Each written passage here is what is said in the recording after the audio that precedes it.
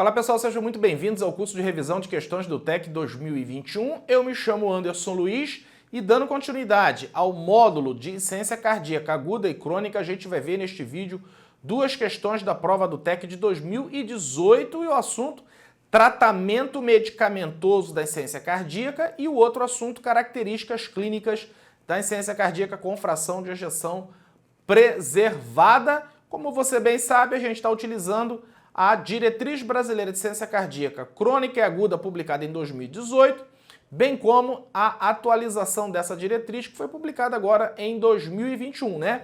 Ocorreram mudanças em alguns tópicos emergentes, tá? Não mudou aí toda a diretriz, alguns tópicos foram modificados e aí, né, essa diretriz foi publicada agora em 2021, tá?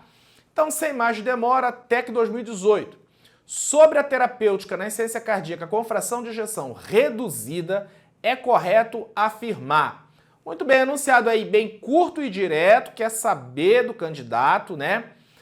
Qual a alternativa correta em relação à insuficiência cardíaca com fração de ejeção reduzida? Então vamos aí ler as alternativas. Letra A. A escolha dos beta-bloqueadores para cenário da insuficiência cardíaca com fração de ejeção reduzida com disfunção sistólica segue uma ordem de relevância clínica: bisoprolol, carvedilol, succinato de metoprolol e nebivolol. E aí, né, no tratamento da insuficiência cardíaca com fração de ejeção reduzida, o beta-bloqueador segue uma ordem de relevância clínica?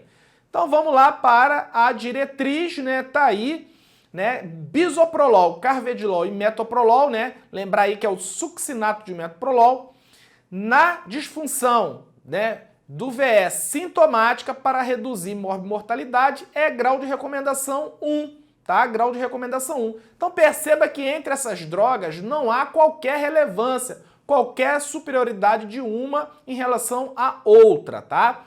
No entanto, aí o nebivolol, ele só deve ser utilizado para aqueles pacientes com disfunção do VE sintomática e com mais de 70 anos, porque os trabalhos aí que abordaram o nebivolol na insuficiência cardíaca com fração de ejeção reduzida, eles utilizaram em pacientes idosos, tá? Então, mais de 70 anos, a gente pode utilizar o nebivolol, mas perceba que o grau de recomendação cai, né? Cai para 2B, tá? Cai para 2B. Então, retornando lá, existe alguma relevância clínica em relação aí ao beta-bloqueador? Não, não existe. Como ele quer a alternativa correta, a letra A, a gente corta.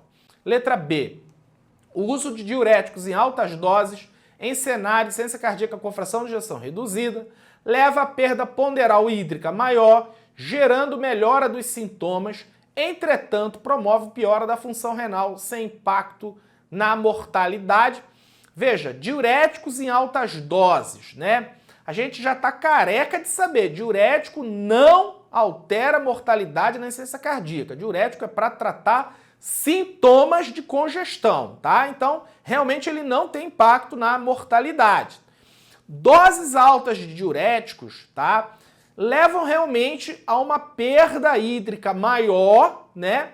Gerando uma melhora mais rápida dos sintomas e realmente, né, promove uma piora da função renal. Se a gente usa doses elevadas, a chance aí de ter uma piora da função renal é muito grande. Então a letra B parece que tá tudo certinho, tá? Mas vamos ver as outras alternativas, tá? Letra C. O peptídeo natriurético do tipo B apresenta já confirmada utilidade clínica na avaliação de pacientes com suspeita diagnóstica de insuficiência cardíaca com fração de ejeção reduzida na sala de emergência, no nível ambulatorial e também para guiar a terapêutica, levando a evolução clínica e redução de custos, tá? Então vamos lá, né? BNP. Ele tem já a sua, confirmada já a sua utilidade clínica, tá? Na avaliação de pacientes com insuficiência cardíaca fração de ejeção reduzida, ele serve para guiar a terapêutica, levando aí melhor evolução clínica e redução de custos do tratamento. Bem, então vamos para a diretriz, tá? A diretriz de 2018, em relação aí aos peptídeos natriuréticos, tá? Diz o seguinte, vem comigo aqui para a tela. Dosagem do BNP e eritebrol-NP quando há dúvida do diagnóstico de insuficiência cardíaca é classe 1 de recomendação, tá? O diagnóstico, a dosagem de BNP e NT-proBNP para a estratificação prognóstica da insuficiência cardíaca também, né, é grau de recomendação aí 1, tá? No entanto, perceba aqui embaixo, ó, medidas seriadas de BNP e NT-proBNP para guiar tratamento como alvo pré-definido a ser atingido, classe 3, ou seja, né, usar o BNP para guiar o tratamento não é recomendado, isso na diretriz de 2018. Aí lembra, essa diretriz ela sofreu uma atualização em 2021. Alguns tópicos, né, foram modificados. Entre os tópicos modificados está aí, ó, né, os peptídeos natriuréticos, né, tiveram aí mudanças, tá? Então vem aqui comigo de novo aqui para a tela, ó. Continua, né, naquele paciente em que a dúvida diagnóstica, né, o BNP e o NT-proBNP continua sendo aí, né, classe 1 de recomendação, né, na triagem diagnóstica na atenção primária. Também continua sendo classe 1 para estratificação prognóstica. E aqui embaixo, ó, perceba, medidas seriadas de BNP e NT-proBNP para guiar o tratamento, né, como alvo do biomarcador a ser atingido, que antes era classe 3, ou seja, não era recomendado, agora subiu, passou para a classe 2B, tá? Classe 2B. Então a gente pode utilizar, né, o BNP ou NT-proBNP para guiar a nossa terapêutica, tá certo? Mas aí, veja, é classe 2B, né? Eu ainda continuo, né, achando que essa alternativa C ela está errada. Ela estava errada lá em 2018, porque era uma contraindicação fazer essas medidas seriadas, né, para guiar tratamento. Mas eu continuo, né, achando que essa alternativa está errada, porque ele diz assim, ó, apresenta já confirmada utilidade clínica na avaliação de pacientes com suspeita diagnóstica de insuficiência cardíaca com fração de ejeção reduzida, tá?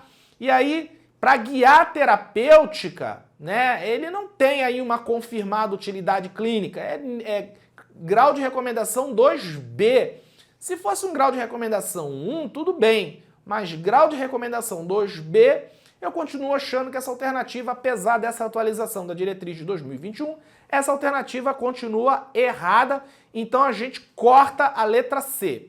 Letra D, o uso de espironolactona em cenário da insuficiência cardíaca com fração de ejeção reduzida crônica, com creatinina maior que 2 ou potássio sérico maior que 5, em uso de inibidor de conversão da angiotensina, né, IECA, ou bloqueador do receptor de angiotensina BRA, está contraindicado.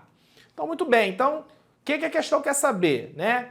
É contraindicação usar espironolactona naquele paciente que já está usando IECA ou BRA para tratamento da insuficiência cardíaca e ele tem uma creatinina maior que 2 ou um potássio maior que 5 e aí é contraindicado a gente entrar com a espironolactona? Então vamos lá para a diretriz, né? Então aí perceba, ó, vem aqui comigo, classe 3, tá? Classe 3, né, é aquilo que não é recomendado, né? O que não é recomendado? Antagonista dos receptores de mineralocorticoides, como por exemplo a espironolactona, para pacientes com creatinina, ó, maior que 2,5 ou ainda hipercalemia. Na própria diretriz, ele classifica, né, a hipercalemia grave naquele paciente que já tem um potássio sérico maior que 5,9, tá? Então veja, é creatinina maior que 2,5, potássio maior que 5,9. Então aí ele diz creatinina maior que 2, potássio maior que 5, né? Então tá errada aí a letra D, então a letra D a gente corta. Letra E. Pacientes portadores de disfunção ventricular devem realizar imunização passiva contra pneumococo polivalente e imunização ativa contra a influenza anualmente em ambos os casos. Veja, né, os pacientes portadores de insuficiência cardíaca, eles precisam fazer imunização para influenza e pneumococo. No entanto, a questão ele fala de imunização passiva e ativa. Não sei se você lembra, mas imunização ativa é aquela em que você adquire ou através do contato já com um agente infeccioso, né, a gente chama isso aí de imunização ativa natural, ou através de vacina, né, em que a gente chama isso aí de imunização ativa artificial, tá? Imunização passiva é aquela que você recebe diretamente o anticorpo, né, o anticorpo já pronto. E isso a gente não vê na imunização contra o pneumococo. Contra o pneumococo e contra também o vírus influenza, a imunização ela é ativa, não é passiva. Então a letra E está errada, a gente corta, vamos voltar lá. Então o gabarito da questão realmente é a letra B, né? Doses altas de diuréticos, né? Podem aí levar a uma perda ponderal mais rápida, né? Por conta aí da retenção hídrica, gerando melhor aí também dos sintomas, no entanto, podem promover aí uma piora da função renal e os diuréticos não têm impacto na mortalidade, então gabarito letra B. TEC 2018, com relação à insuficiência cardíaca com fração de ejeção preservada, ICEFEP, é correto afirmar que... Muito bem, então questão também bem direta, né? Quer saber a alternativa correta em relação aí a ICEFEP. Então vamos ver aí as alternativas. Letra A. A ICEFEP é mais comum em pacientes do sexo masculino, hipertensos e com até 50 anos de idade. Não, né? A ICEFEP é mais comum em mulheres idosas, tá? Mulheres idosas com comorbidades, tá certo? Então, a letra A está errada, a gente corta a letra A. Letra B. A taxa de mortalidade pela ICEFEP é menor do que nos pacientes com insuficiência cardíaca com fração de ejeção reduzida. Não, não é menor, elas são equivalentes, tá? Tanto aí a ICEFEP como a ICEFER, né? Insuficiência cardíaca com fração de ejeção reduzida, tem mortalidades aí equivalentes. Então a letra B está errada, a gente corta a letra B. Letra C. Os níveis de peptídeo natriurético do tipo B e a porção N-terminal do ProBNP estão normais nos pacientes com ICEFEP devido à função ventricular preservada, nada a ver, né? Tanto o BNP como o NT-proBNP estão elevados na insuficiência cardíaca com fração de ejeção preservada, tá? Então a letra C está errada, a gente corta.